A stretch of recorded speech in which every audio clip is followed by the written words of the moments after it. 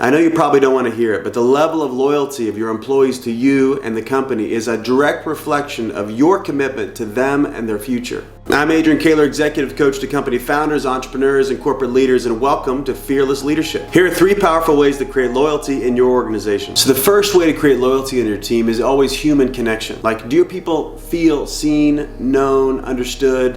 Do they have that experience? And do you have that experience, by the way, as a leader? I think gone are the days. I mean, we're multiple generations past now and people just want to go do a job. They're actually asking something else from the environment. Is it a place that people know me? Do they see me? Or am I just anonymous here? Even the most hard-charging leaders at maybe a subconscious level or maybe a deprioritized level, they really want to be recognized and appreciated. We all have that inside our bones. So if you want to create loyalty with your team, are you creating environments where people are recognized and appreciated? These are not needs for those that are smaller or weaker. This actually, we all have a human need to be seen, actually to be present, to be recognized, to be visible here. And do you have that on your team? So we idolize heroes, but we follow humans. It's maybe naturally you want to be really respected, but your perfectionism or that image you're putting out might be actually be pushing people farther away. Remember that your honesty about your own struggles and your own overcoming and all of your things that are going on for you, your honesty about that is actually a way to create connection with people. They want to see your humanity. Are you willing to show it to them? We forget that the imperfection of our leadership is the greatest opportunity for connection. So the second way to create loyalty in your team is to do work that matters, or it might be remind people of what matters in the work. You know, there's that old adage of, like, you see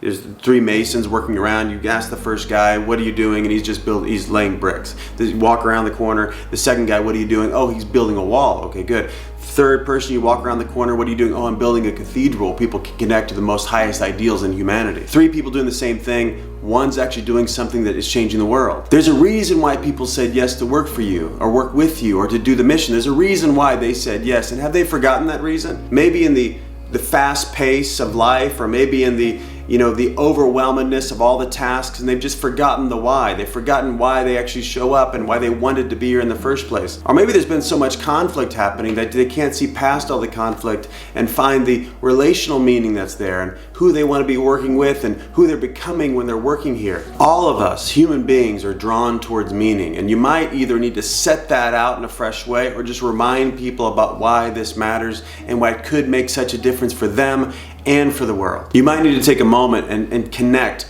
present action to future state, reminding them about the connection between their daily activity and what's coming in the future. And they might say to themselves, wow, I'm really proud to be doing this work. I love working here. I love what we're doing together. So the third way to build loyalty in your team is to define what success looks like, and then for them to believe that we can actually achieve this thing together. If there's always moving goalposts, there's a part of us that gets really tied down, gets really suppressed if we think we're never going to arrive. So you need to be able to define really what winning is. If you take a massive vision and you got to chunk it all the way down into how do we win this week? How do we win this month? What's it look like for you and even for them individually? Like, how do they win? When success isn't really clearly defined, life naturally goes towards a hamster wheel. This is what burnout's about, is when people just feel like there's no hope coming, there's no relief coming, and there's going to be this constant everyday back and forth just doing the same old shit, hoping something new is going to happen, instead of knowing how to make something new happen right now. And we're going to pause for a second and celebrate the shit out of what we just accomplished together in a small way. I don't know if there's anything more compelling for human beings than to know we made a difference, to know we made some kind of contribution with somebody else towards a goal, with a team, that level of camaraderie, and to know you mattered. So if we don't have defined success and actually chunked all the way down into daily practices, people are going to get tired. They're going to call it burnout. They're going to leave you because you haven't helped them learn how to celebrate their little small wins. This is why waiting till once a year to have a performance review is a horrible idea, because people need to know how they're doing in real time. And if you can let them know how they're doing, there's certain things they're doing that don't work, and you ought to tell them, because if you tell them that, they know how to get better, and that's going to feel better for them, actually feeling like progress, like I'm doing something new and it's working. And there's certain things they're doing right now that really work and make a big difference, but because of the hustle and bustle of life, you might not pause and say, hey, you know what, that thing you just did, it's really great. Please keep it up. If you keep doing this, this is where we're going to go together. Like, so it's slowing down and taking those moments to give some people feedback about what's working and what's not working is a big gift to them. We need to know how to win. If I don't know how to win, I'm not even playing the game. And we've learned this from even being little kids. Like, We're always, there's the top of the rule list for any kind of board game you open up as a kid. The objective of the game is. And ironically, we don't do that in corporate culture these days or with a startup. We don't slow down and make sure they know, hey, here's the objective of the game and here's how we get there. So to recap, there's 3 simple ways to generate new levels of loyalty in your team. Number 1 is human connection.